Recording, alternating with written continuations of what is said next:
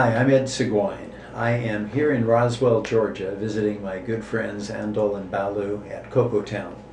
And they are the makers of equipment that has been extensively used by artisan chocolate makers to get into the business and produce some of the finest award-winning chocolate that is made today. I've known them for, my goodness, I'm not sure how long. It's pretty much since they began their business. I became familiar with them because there has been, over time, a significant need for entry-level equipment that is capable of producing some of the finest chocolates available, preserving flavor, at the same time delivering exquisite fineness and smoothness in the chocolate. And theirs was a piece of equipment that I very early on came to find delivered the goods. I am all about making incredibly smooth, rich, dynamic chocolate that expresses the true character of the original underlying cocoa bean. It's not an easy trick. It's definitely something that is now in vogue. When I started in the business, going back over 30 years ago, almost a third of the century, it wasn't something of great interest at the time. It has emerged, and now we have a lot of interest in unique specialty cocoas, single origin cocoas, even origins down to the level of a single estate. And in some cases we're starting to see the emergence of interest in specific crop years of cocoas. That's going to increase the demand and interest in specialty making equipment. Wow.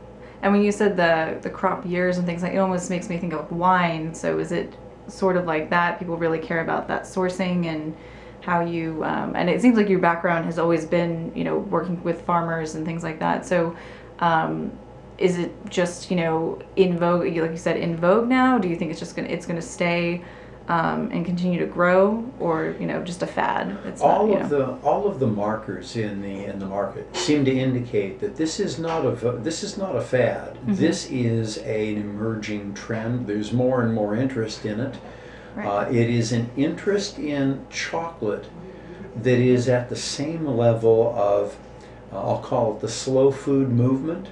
The interest in where has our food come from, who made it, who touched it, who did it. And in this particular case, this is chocolate. First and most important thing to understand is it's not food. It is passion. My wife has a favorite t-shirt, and it says, "Give me all your chocolate and nobody gets hurt." Right. Everybody laughs when they see that t-shirt because everybody gets it. And this is about something that you generate this combination of this incredible, sensual, and sensuous emotional experience with. Our earliest memories of chocolate go back to usually to love and of loved ones, of sharing something. Andol was just sharing with me an experience when she was a little girl in India growing up, and one of her sisters had a job and would get a small bar of chocolate, and the sisters would share that. That's the kind of thing that reaches deep. What's of interest is the cocoa genome has this incredible range, this dynamic range of music that it can play. It's like having the entire symphony orchestra, and I can listen to any kind of scripting that I want out of the symphony and any portion of the orchestra. And because of that, the amount of variety that you get in the flavor of the cacao is just phenomenal. I don't think we will ever wear it out. Right. It has at least the same complexity as you see in the wine industry. We are probably 40 to 50 years behind the wine industry in terms of the development of the market. But this market development that is emerging now is all about knowing something about it. Where did it come from? Who's the farmer even? What is their skill level? I just came back from the Cocoa of Excellence program at the Salon de Chocolat in Paris at the end of October. And it was all about celebrating craftsmanship performance by farmers in the production of the beans. And it is that level of expression that the CocoaTown machines seem pretty uniquely capable of delivering. They have their limitations. Sure. If you're interested in producing a very economical chocolate, they probably are not going to be the machine of choice, because you can't drive the fat content down as far as you can with other kinds of equipment. But if the name of the game is to take and make at reasonable scale material that is capable of winning awards, they deliver that. And their equipment has been associated with awards at the Salon de Chocolat in Paris, several other international salons, the Taste TV Awards in the West Coast of the United States, the FCIA Awards, the Taste Awards coming out of Europe. It's all been a part of them in terms of recipients of those awards have often used their equipment.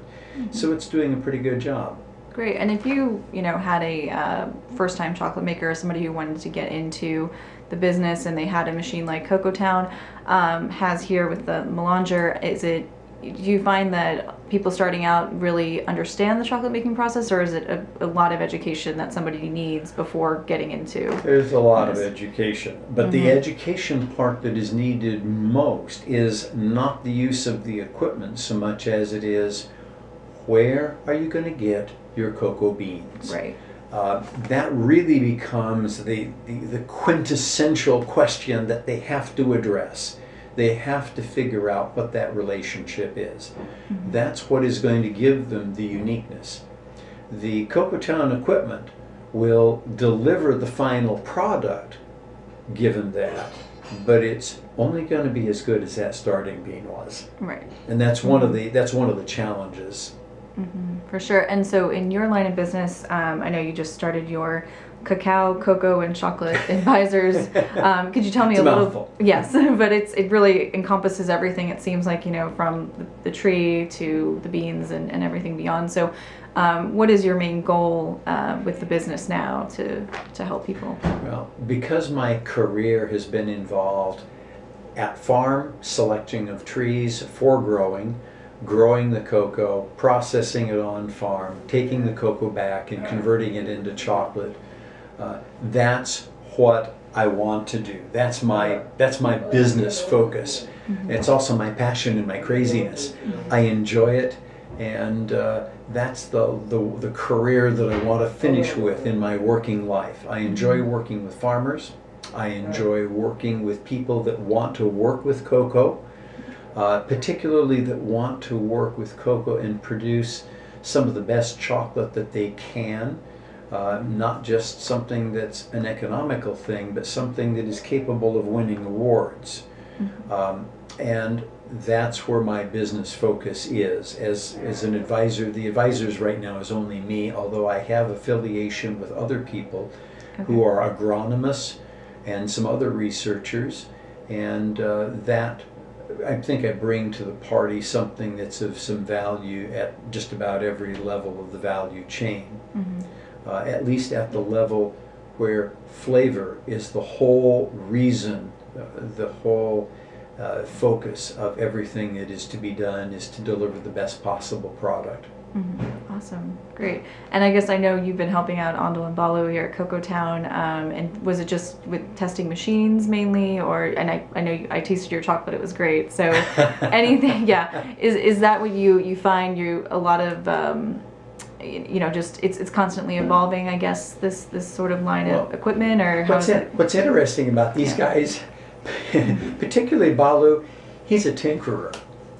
He is constantly listening to a customer and saying, I wonder what if, and he goes and tinkers and tries some things. I've had my good fortune to be able to do evaluations for them of the machines, and I came to They just finished evaluating a small machine that they had just produced in its beta test version, their '05 Melanger, and I had put it through its paces over the last couple of days over New Year's. I wound up making 14 liquors and 1 chocolate.